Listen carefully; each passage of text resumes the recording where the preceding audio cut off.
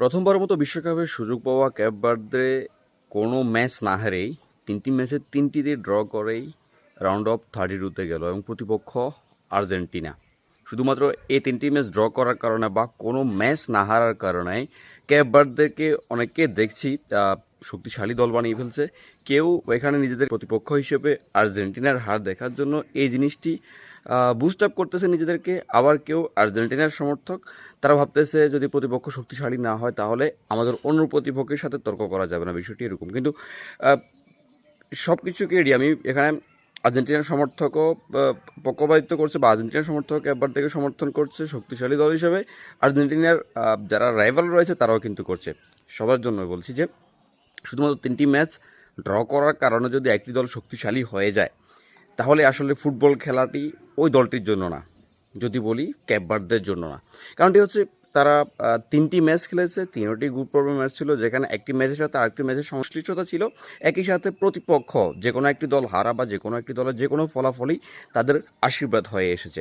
তো সেই ক্ষেত্রে আপনি যদি নক আউট পর্বে যান, সেখানে অন্য একটি দলের হার বা অন্য একটি দলের ড্র করা যে কোনো একটি মোমেন্টাম আপনার আশীর্বাদ হয়ে আসবে না, সেটি কিন্তু আপনাকে বিশ্বাস করতে হবে। একই সাথে আপনাকে দেখতে হবে আসলে ক্যাপ ভার্দে খেলেছে কীভাবে। প্রত্যেকটি ম্যাচই তারা খেলেছে 4-1-4-1 স্ট্র্যাটেজিতে। 4-1-4-1 স্ট্র্যাটেজি খেললেও তারা কিন্তু একদম বাস পার্কিং স্ট্র্যাটেজিতে খেলেছে। প্রতিপক্ষকে দেখুন, যেখানে এক একটা প্রতিপক্ষ, যেমন এক ম্যাচে উরুগুয়ে খেলেছে প্রায় 800 থেকে 900 তারা পাস করেছে।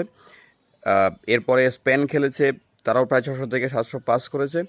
আর আজকে তারা সৌদি আরবের বিপক্ষে খেলেছে, সেখানে মোটামুটি একটা প্রতিযোগিতা ছিল, কিন্তু সেখানেও সৌদি আরব কিন্তু তার থেকে বেশি পাস খেলেছে। এছাড়াও তাদের আক্রমণের ধরন যদি আপনি দেখেন, পুরো 3 ম্যাচে মিলেই তাদের খুব কচিত কয়টা আসলে বিগ চান্স ক্রিয়েট ছিল। একই সাথে বল ক্রস করার বিষয়টা মোটে 4-5টা বল ক্রস তারা, এই যে সফল বল পাস তারা পুরো 3 ম্যাচে খেলেছে। তা আপনি যদি চিন্তা করেন, এই যে ডিফেন্সিভ অবস্থা, সবচেয়ে বেশি ট্যাকেল করে তারা খেলা, কারণ তারা সবাই ডিফেন্সিভ খেলতেছে, ক্লিয়ারেন্স করে খেলা, কারণ সবাই ডিফেন্সিভ খেলতেছে। তো এই হিসেবে গিয়ে যদি কোনো একটি দল নক আউটে যায় তাহলে তাদের ফলাফল তো অবশ্যই আনতে হবে, নক আউটে ফলাফল থাকতেই হবে। তো ক্যাপ ভার্দের যে স্ট্র্যাটেজি, সে স্ট্র্যাটেজি থেকে তাদেরকে বের হয় কিন্তু নকআউটে খেলতে হবে।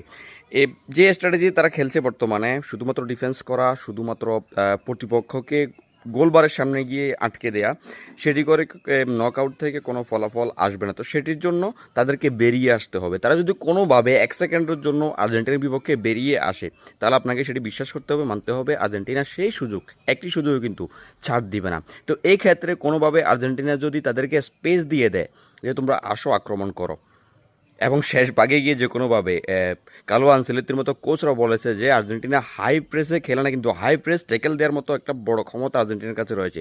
তো সেখান থেকে আর্জেন্টিনা যে কোনোভাবে বল রিকভারি করে আক্রমণ সানিয়ে ফেলবে। তো এরকম সুযোগ যদি আর্জেন্টিনা ক্যাপ ভার্দেকে বারবার দেয়, তারা যদি উপরে উঠে আসে কোনোভাবে, প্রলোভনে পড়ে, তাহলে এই চান্সটি আর্জেন্টিনা কখনো মিস করবে না যে বলটা জালে পুরোবে না। তো সব কিছু মিলিয়ে এই যে ধরন, এই যে অবস্থান, আর্জেন্টিনার শক্তিমতো সব কিছু মিলিয়ে আপনি কোনোভাবেই এটি মনের ভিতরে রাখেন না যে ক্যাপ ভার্দে ড্র করেই আর্জেন্টিনাকে পাঠিয়ে দিবে ঘরের বাইরে।